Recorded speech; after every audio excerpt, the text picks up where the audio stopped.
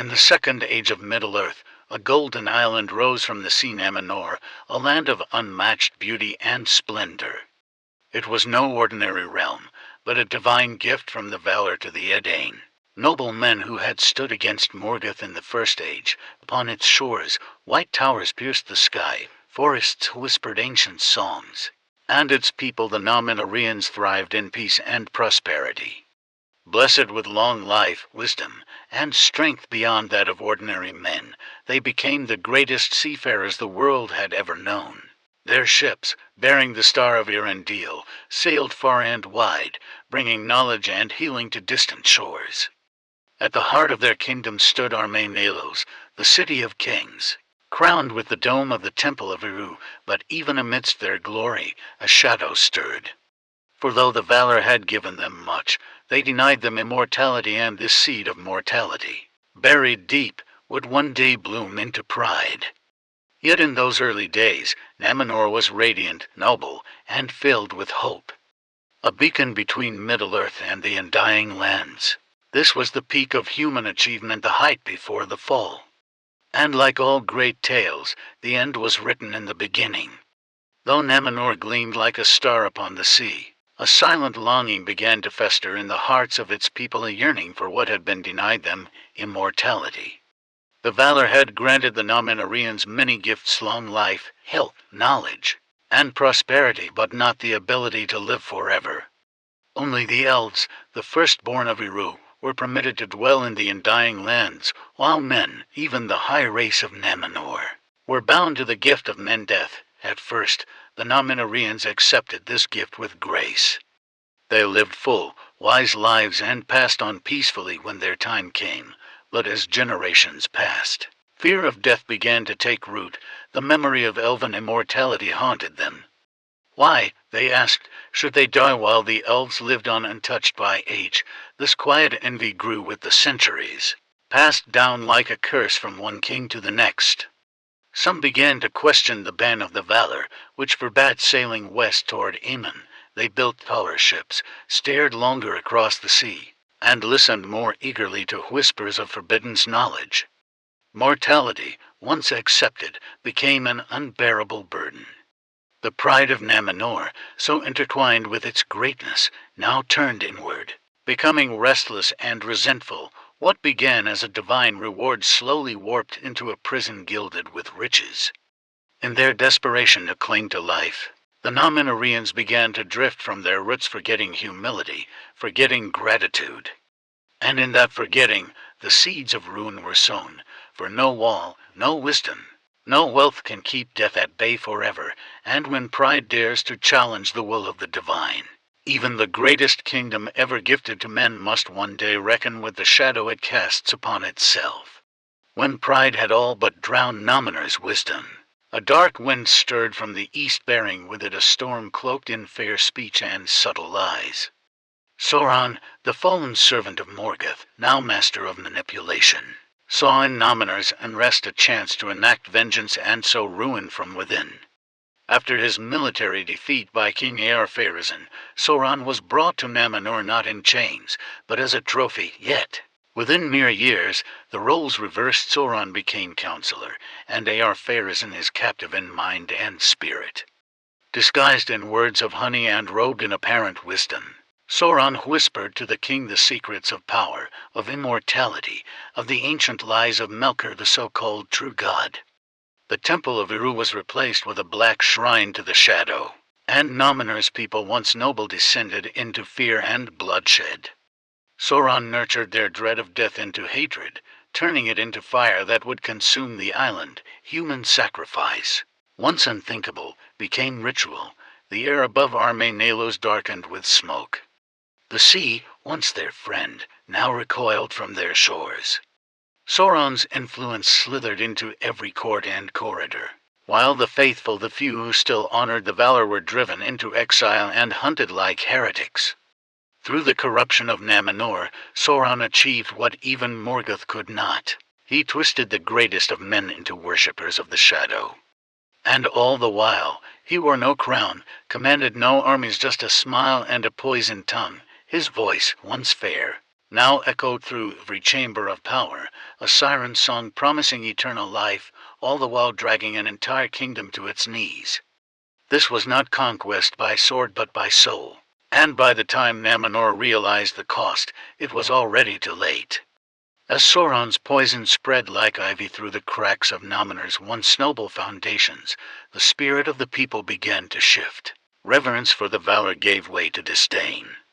What had once been sacred, the sea, the stars, the silence of the West, was now seen as a barrier to what they believed was rightfully theirs, immortality. The king Eorpharazôn, once mighty and proud, became little more than a vessel for Sauron's will, his throne now a pulpit for Melkor's doctrine, at Sauron's urging. A great temple of black stone was raised in the heart of Armenelos, its fires never extinguished, its altars soaked in the blood of sacrifice. The people gathered not to sing praises to Eru, but to offer lives in fear of death and in false hope of conquering it. Yet not all bowed to this new shadow. A small remnant, known as the Faithful, held fast to the old ways. Led by Elendil and his sons, they remembered the light of the West, and kept the memory of Eru alive in secret.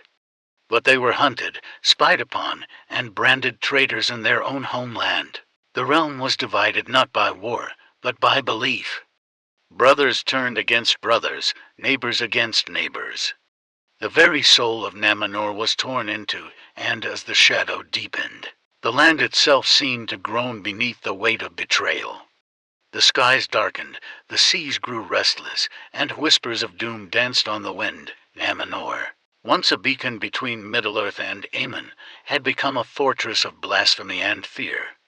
The Valar remained silent, but the silence was not indifference, it was a warning, for even the patience of the divine has limits. And Numenor was racing toward the breaking point, blind to the storm gathering on the horizon.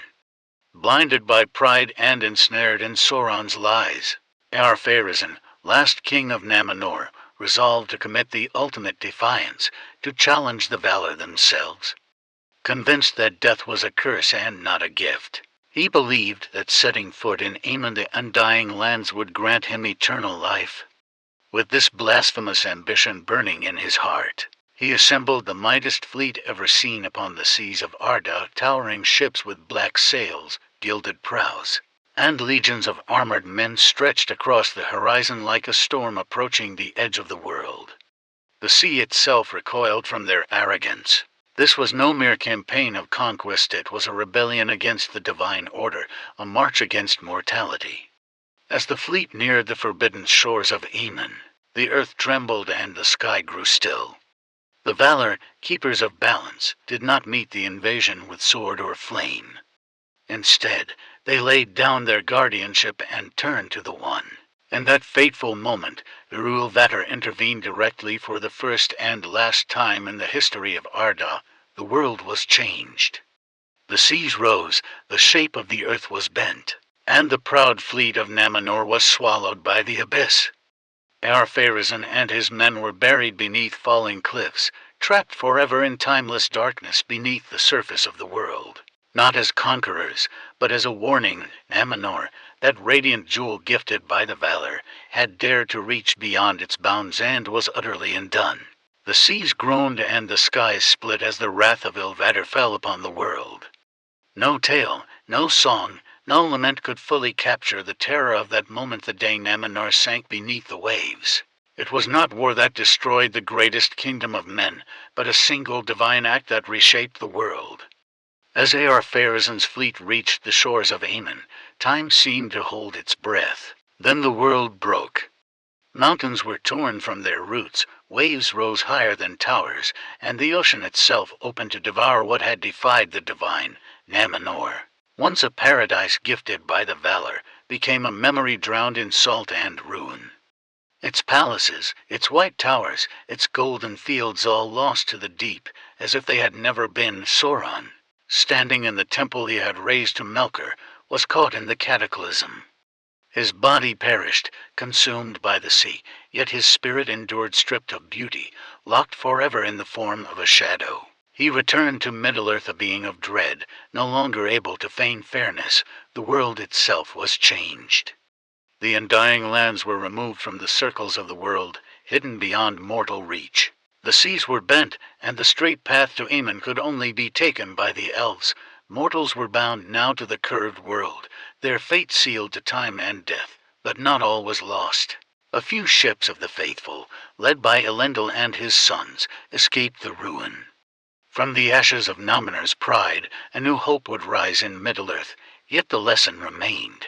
Even the greatest of men cannot challenge the will of the Creator without cost.